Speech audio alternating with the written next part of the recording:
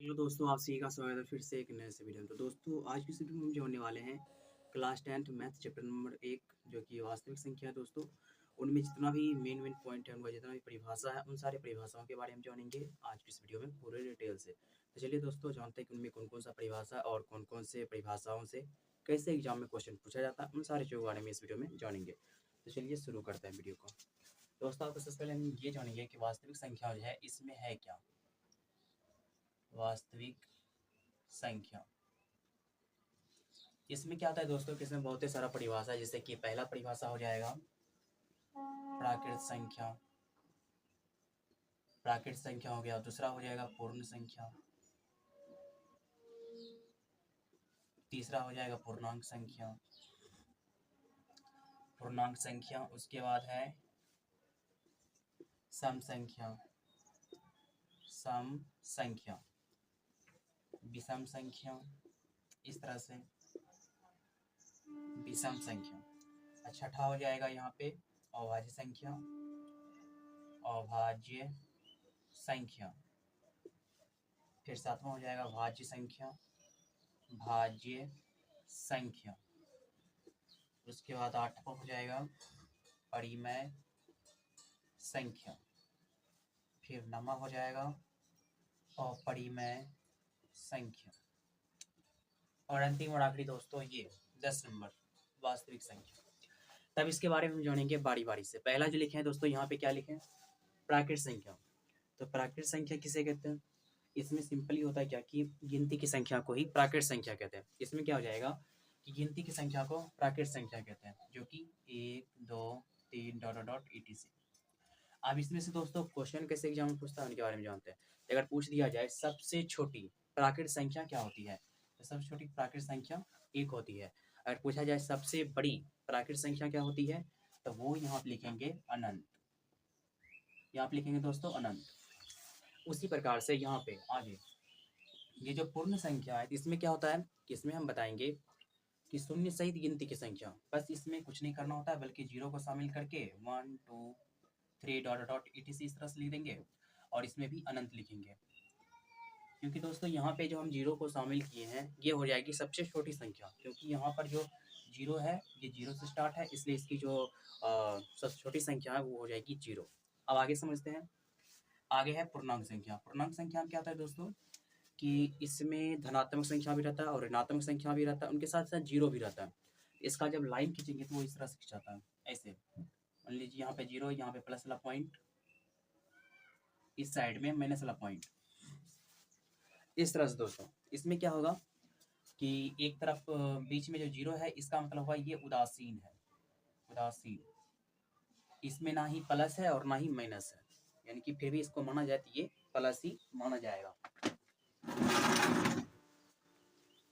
तो वही यहाँ पे समझिए दोस्तों। यहाँ पे जो है इसमें अगर सब छोटी संख्या बोली जाए माइनस में, तो वही यहाँ पर आप देख सकते हैं माइनस में 1 और प्लस में किस तरह से, और जीरो जो वो उदासीन है। आगे है सम संख्या।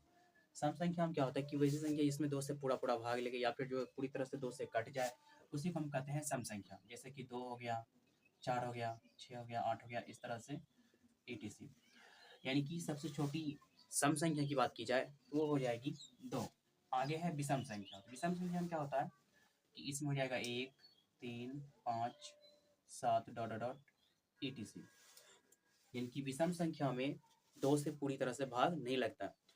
तो अब हम आगे समझेंगे अभाज्य संख्या। तो अभाज्य संख्या में क्या होता है कि वैसी संख्या जिसमें एक और स्वयं से भाग लगे। ये जो संख्या इसमें एक से भाग लगेगा और स्वयं से, कहने का मतलब है एक से और स्वयं से। जैसे कि मान लीजिए दोस्तों यहाँ पे लिखिए 2 5, 2 के बाद 3 5 डॉट डॉट डॉट etc। ये जो 2 लिखे हैं दोस्तों, इस 2 में सिर्फ 2 से भाग लगेगा, 2 एकम 2, और इसमें एक ही से भाग लगेगा, 1 दूना 2, इस तरह से।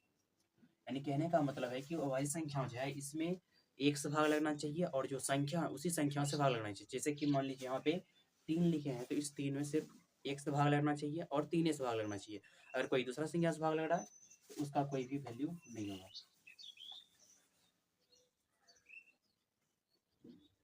अगर इसमें पूछा जाए दोस्तों कि सबसे छोटी अभाज्य संख्या क्या होती है, इसमें हम सिंपली बताएंगे सबसे छोटी अभाज्य संख्या 2 हो जाएगी। यहाँ पे है भाज्य संख्या। भाज्य संख्या में क्या होता है, जिसका 2 या 2 से अधिक गुणनखंड निकलता है उसे हम कहते हैं भाज्य संख्या। इसका 2 या 2 से अधिक गुणनखंड, 2 या 2 से अधिक गुणनखंड, यानी कि जिसका 2 या 2 से अधिक गुणनखंड निकलेगा उसे हम बोलेंगे भाज्य संख्या। और इसमें जो सबसे छोटी भाज्य संख्या होती है वो होती है 4, 6, 8, इस तरह से कम 2 या 2 से अधिक।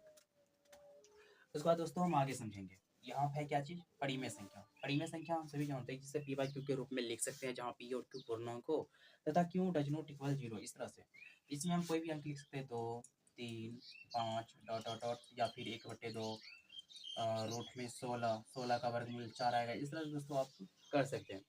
तो उसके बाद है यहाँ पे अपरिमेय संख्या। अपरिमेय संख्या जिसे हम p/q के रूप में नहीं लिख सकते हैं, जैसे कि यहाँ पे रूट में 3, रूट में 5, इस तरह से।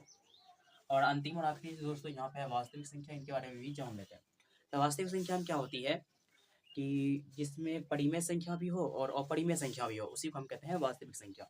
तो इसमें जो है परिमेय भी रहेगा प्लस में अपरिमेय भी, परिमेय और अपरिमेय दोनों संख्या रहता है, उसी कहते हैं वास्तविक संख्या। अगर पूछा जाए इसका एग्जाम्पल क्या होगा, एग्जाम्पल हम लिखेंगे 2 ± √3, ये हो जाएगा इसका आंसर।